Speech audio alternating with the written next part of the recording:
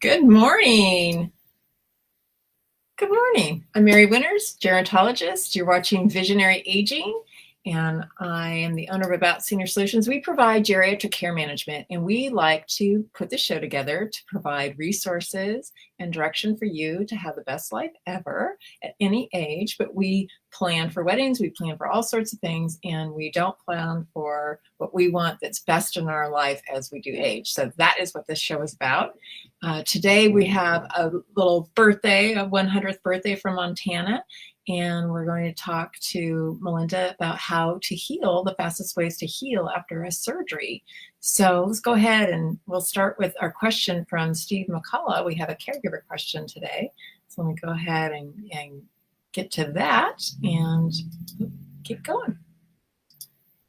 There we go.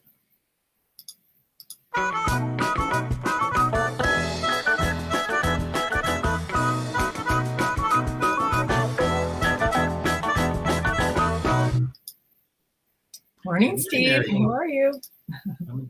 I'm good. How are you? Good, thanks. What's our question today? Our question today applies to this weekend, but any weekend really. A viewer writes in, they want to take their mom out for brunch on Mother's Day. Their mom is in a wheelchair, so she needs some assistance, and the viewer has a small car.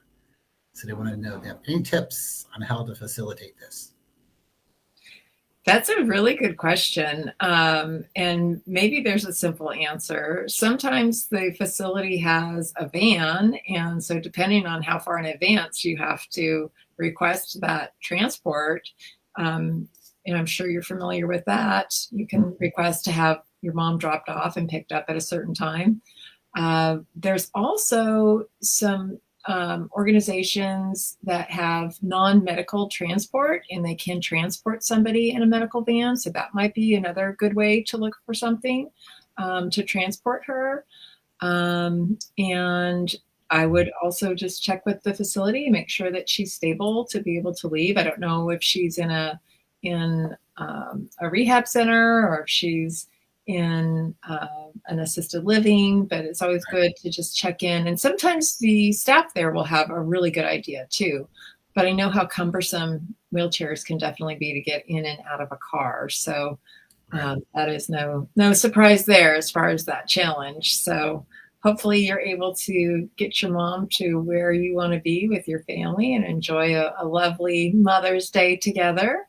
And remember to ask your mom some great questions too, some things that, maybe you could put together in advance also and write some of those answers down. That's also a fun thing to do on special occasions when you could sit down and kind of memorialize some ideas or some that you always wish you'd asked. So that might be a fun thing too. So yeah, we have our 100th birthday today. So let me go ahead and see. It's kind of interesting too. I remember my father-in-law years ago talking about, and he passed away in 2000, but talking about how many of our veterans are actually passing away and how few we have. I remember when I moved into my first home, there was a woman in her 90s who lived next door, and her father fought in the Civil War, I think it was. So interesting how we still have these connections to previous generations in history with the storytelling. Right. And her husband had fought in World War I.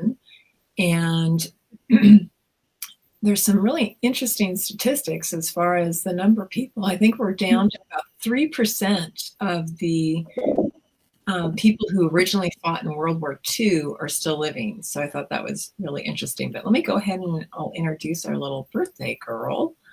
Hold on just a second here, and we'll chat about her and come back. You'll come back and we'll talk about something in sports, right? I have a good one today. Yes. Cool. All right. Sounds good.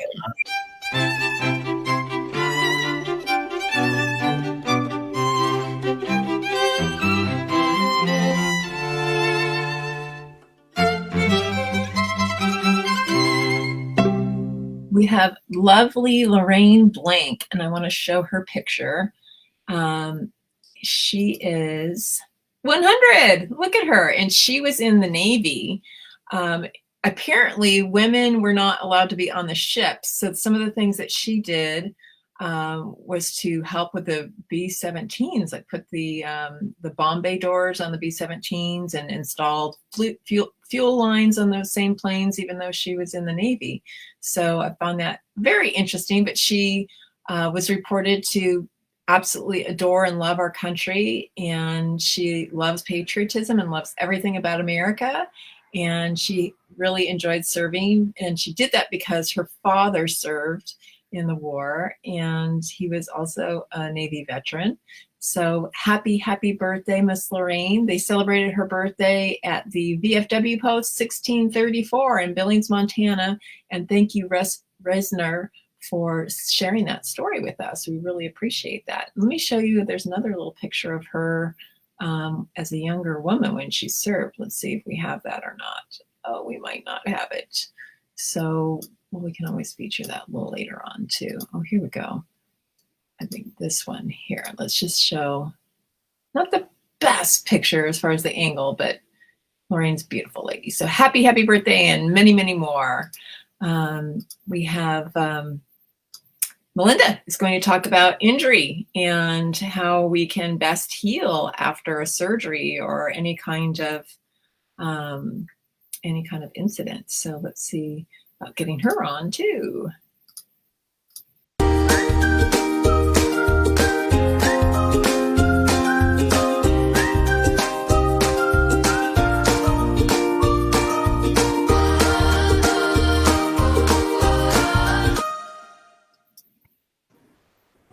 Good morning. How are Good you? morning. How are you? Great. You're outside of the strength shop today, I can Yeah. see. I didn't want to disturb the client that's working out right now with my talking, my yapping. And So you're right there here in we are. Pasadena. Yeah. Great. Well, after we have surgeries and injuries, what can we do to heal faster? And I think I have a few ideas, but I'd love to hear from you. One of the biggest things that we can do, well, I have three things that are like my top recommendations. The first one is to follow the doctor's orders and Sure. not resume normal activities until you're cleared to do so. I'm thinking quite specifically with our clients who've had hip replacements. Sometimes people feel really good, their body feels great, and they want to resume movements and kind of normal activities that they their daily Miss. Yeah. activities. And yeah, and it's not, it's better to let that let that fully heal before you start making movements that could potentially um, you know like stop healing or damage the healing process, interfere with the full healing process. So really not rushing that recovery time.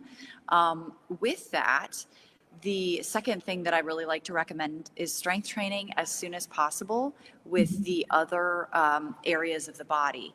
So our body heals much in the same way from surgery that it does from a workout. So when we work out, we contract the muscles. They cause microscopic little muscle tears. Our body releases growth hormones, osteoblasts. They circulate through the bloodstream, and they go to repair where there's been this micro trauma. And in part of that repairing process, there's an overcompensation, and that's how we build muscle tissue, and that's how we build bone tissue. The same thing's true when we're sliced into with a surgery and we're cut through layers of the body. Our body has that same healing process. So one of the remarkable things about strength training is what we call the indirect effect of exercise, which basically means that when I lift weights with my biceps, those growth hormones, those osteoblasts are circulating through the bloodstream as a result of my contracting my bicep muscle. And those mechanisms, sorry, there's a little fruit fly, those mechanisms travel through your bloodstream and go to all areas of your body. So if I've just had a surgery on my hip and I'm lifting weights with my upper body muscles, that's going to expedite, that's going to make the healing process a lot faster for my Interesting. hip, for where Really that surgery interesting. is. Sure. Yeah. So, one of the things that you can do if you've had a surgery on any part of the body is as soon as you feel well enough to work with weights, with the other, the other side of the body, whether it's upper body versus lower body, the better. And what doctors have seen, and the people who've conducted these studies have seen that when people do that, their broken limb, their injury, their surgery, the recovery is happens more quickly, and it's a better recovery than expected. So it's definitely that's my biggest recommendation. And then of Nice. course eating for recovery.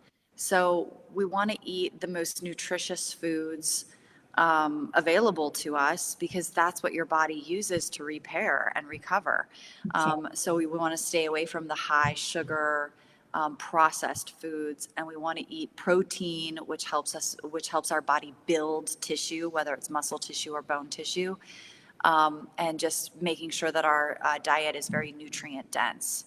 And I think that's really good advice, even if you're starting to feel sick. That's something I Mm-hmm. always do is immediately cut out any kind of sugar. Just, no little treat, just really getting down to the protein and things that will really support your body's health and away from inflammation too.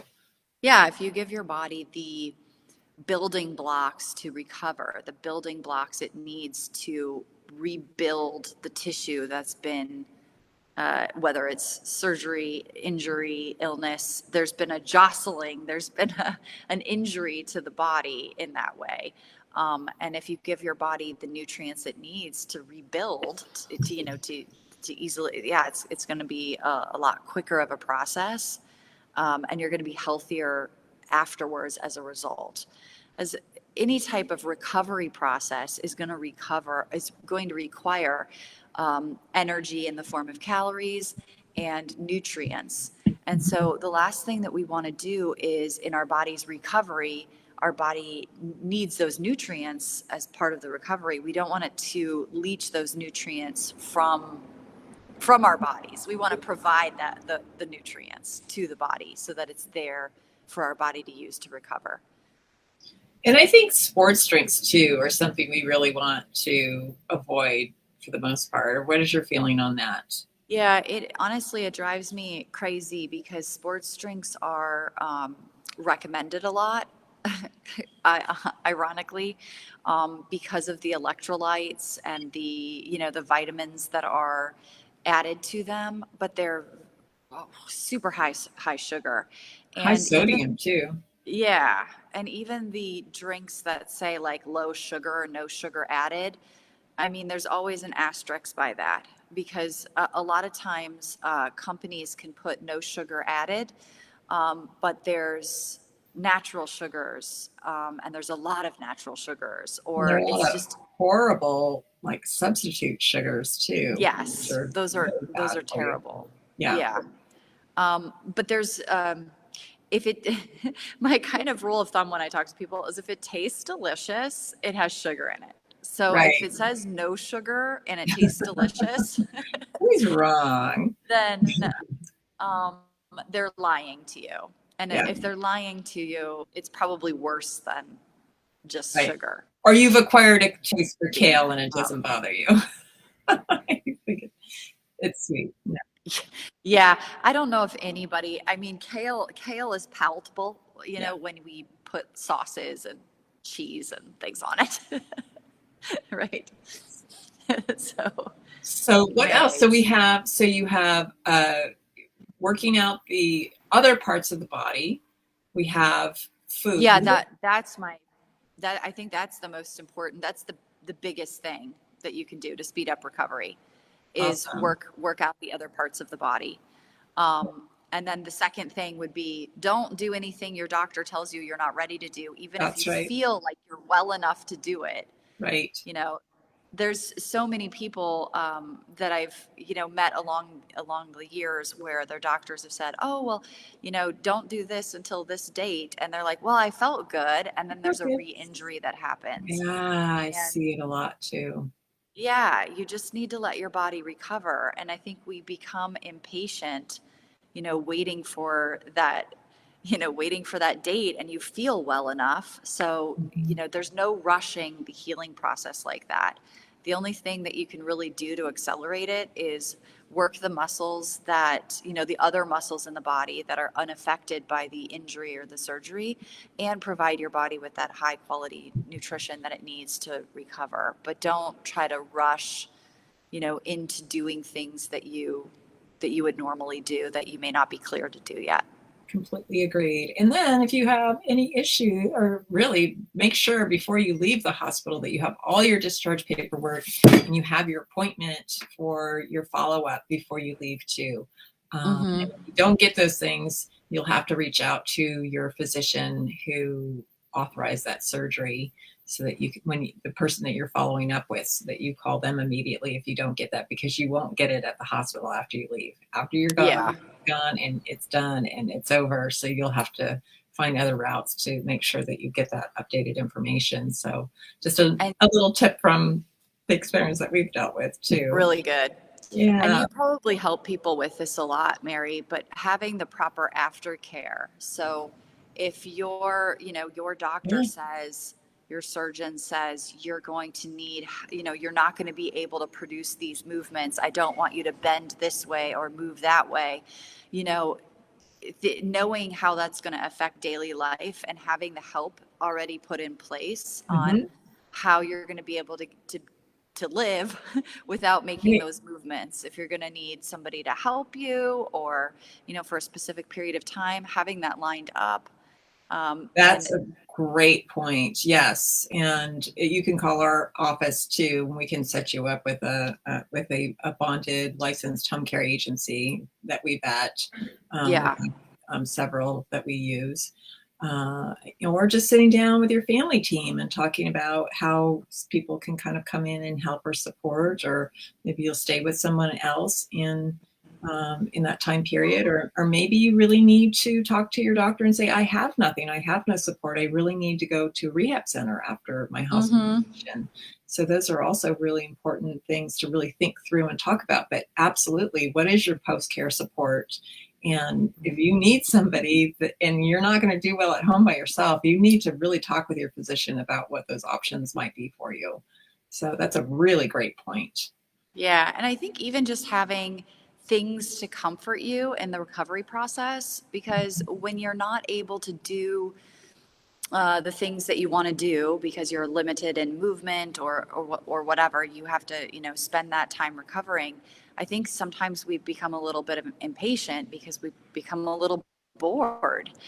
So having things kind of planned, of maybe what you want to do with your time while you're while Sure. you're in that recovery process, whether it's a you know hobby, or taking certain visitors or having certain social engagements planned, that can really help get you through the process. If that process is going to be in any length of time, it might be a little boring.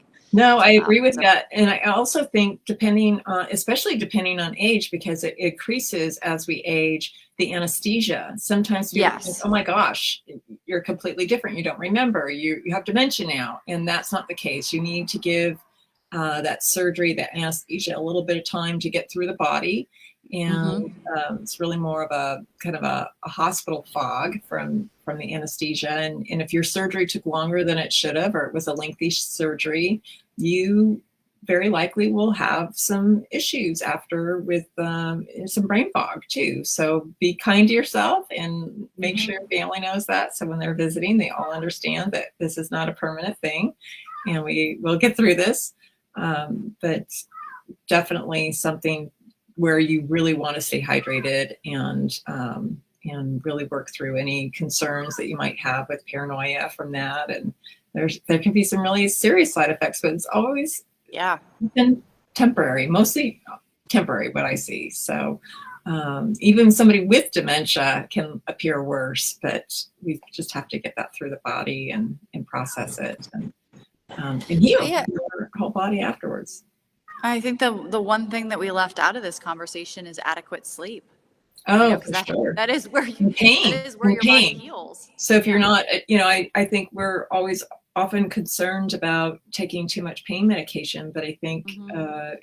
really talk about that pre-surgery too with your doctor, because you might want to be on certain things, not on opioids, say, but that is something that you want to manage because you want to be able to get through your rehab, so that Yep. you can sleep and heal, and so that you can exercise and heal. So those are very important pieces too.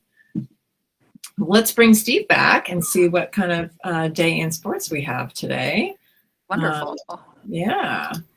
And we also have the perk. I think it's National Healthcare Day or National Nurses Day, I think it is.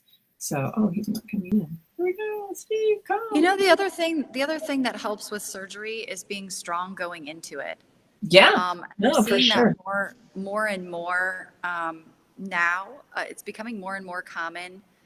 From when I first opened the strength shop in 2011 to now, it's becoming a lot more common. Is surgeons will refer their patients to us in order to become stronger going into the surgery. So they'll send their patients to us and say, like, hey, you need to do this for 4 to 6 months before we go in, so that your body is strong enough to easily recover from this. And That's that's brilliant. becoming, Yeah. yeah, it's becoming more and more common.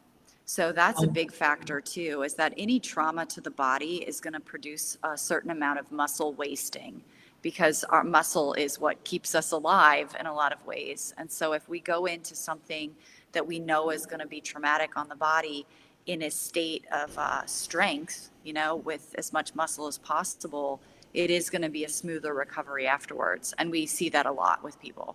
Yeah, and I think weight loss too. Talk with your doctor. There are things, there are medications that actually originally came out for diabetes, and they found the huge benefit of weight loss, rapid weight loss. I'm not saying that that's the right medication for you to take, but truly talk about that with your physician, what the side effects and the benefits potentially could be. Because if some extra weight loss will help you recover with a knee or something where you're going to be putting a lot of pressure on that body part, it may also benefit you too. But that goes back to working out in advance, also putting Yeah. having a One little of skin the in the game there. One of the things with the Ozempic is the Mm-hmm. diabetes drug that people are using for weight loss. And what There's they're a few. seeing more Yeah. and more Mm-hmm. is that when we lose weight, typically, most of the weight is body fat. And then there's a certain amount of weight that when you lose uh, a certain amount of weight, there's a certain amount of muscle loss that goes with every weight Yes, loss. What they're seeing with Ozempic is that there's more muscle loss than there is fat loss, that's not which surprising becomes, to me, yeah, because you it never becomes, you never get everything, kind of for free, so to speak. It's always yeah. has some kind of a side effect that So you really what's have to. happening is not that you have to replace that muscle, and replacing that muscle requires weight training and Mhm. time. And so there are people who are experiencing weight loss, but it's not the type of, we don't just want weight loss. Most of us want body fat loss, not Right, just weight loss. We don't want to right. lose our muscle. Our muscle is what keeps us healthy, what keeps us That's alive. true. So That's true. the hard part about using that drug is that they're seeing most of that weight loss is muscle, which is not great. Well, thank you Um, for clarifying that. I think that's important too. yeah. So I know that It, there's a side effect. We're not really sure what the Yeah, it's side something effects that are. if you're interested in that, using that drug for weight loss, you need to speak with your doctor about, because it's going to Mhm. make it really difficult to maintain that weight loss when you go off the drug if you don't have your muscle mass, because muscle is the source of our metabolism. The more muscle we have on our body, the higher our metabolism. So it could potentially be worse long term to lose weight on Ozempic. But That's yeah, really interesting, actually. Yeah. I've been looking into it a lot, because we've had people come in after significant weight loss recently saying, I need to build muscle. I've lost a lot of muscle. And so, we're working with people to rebuild muscle after using Ozempic. Good. So Yeah. yeah, it's something for people to know before they use. before they're prescribed Ozempic for weight loss. Good to know for sure. Well, Look, Steve, I had one question, Melinda, that yeah. I don't know if it's a question more or a comment, but I know a lot of my friends, when we talk about, like when we play sports, we always talk about, are you hurt or are you injured? And I think there's a huge difference, right? In knowing that and knowing your body and knowing if something it's an injury or if you're just hurt, and how to treat that and how to respond, and whether or not you need to seek further treatment is important too, right? Yeah, there's like the example that popped in my head when you said that, Steve, is like when you step off a curb wrong and you kind of like twist your ankle a little, but you can kind of walk it off. And then there's where you step off the curb and you really twist your ankle. So there's kind of like a fine line where you've got your body needs rest and it can kind of take care of itself. And where you have an injury that's more significant, where you're going to have to pay a little bit more attention and provide the proper conditions, whether it's, putting your leg up and not putting any weight on it, or, getting some medical care for it. But yeah, I think you're right. Thanks. So what is our day in sports? Going back to injuries in sports, what is our? This will not involve an injury, but the year was 1979, and on this date in 1979, Chris Everett, who was a professional tennis player, she lost on clay court for the first time in 125 matches. Wow! She won 125 matches on clay court without losing. The streak started in August of 1973. And in those 125 matches, she only lost a total of 7 sets, right? So a match is games. She lost 7 sets. She went, of those 125 matches, only 8 of them were 3-setters. And in 71 of the 258 sets that she won 6-0. So their opponent didn't even score a single point against her. Wow. So she lost to Tracy Austin in the Italian Open, 4-6, 6-2, 6-7. But she rebounded nicely. She won the French Open later that month, beating Winnie Turnbull 6-2, 6-0. But just an incredible, dominant performance on clay court. We forget about. Yeah, I always, when you talk about clay court, I think of Nadal and his dominance at the French Open. I didn't realize Chris Evert, she won 7 French Opens and was just dominant on clay court for a very long stretch of time. Wow. That's fantastic. That's a great piece. Well, let's talk about what our perk is today. It is International Nurses Day. And the perk pun is a small boy swallowed some coins and was taken to the hospital when his grandmother telephoned to ask how he was. A nurse said, no change yet. Cute. So yeah, and we have a really great word search on the back. I'll put it back up there actually. And you can see we have these great word searches. So call the office 626-359-0108. Ginny does a great job getting these out to you. If you would like that emailed to you monthly, we'll get that out to you, and enjoy. It's fun little brain teasers and a great way to chat with loved ones and start a nice little conversation. So I hope you all have a great Mother's Day, and we will, I think we'll have a little sunshine this weekend with rain next week. Yep. Happy Mother's Day, everyone. Yes. Thank you so much. All right. We'll have a great one, and we'll see you soon next week.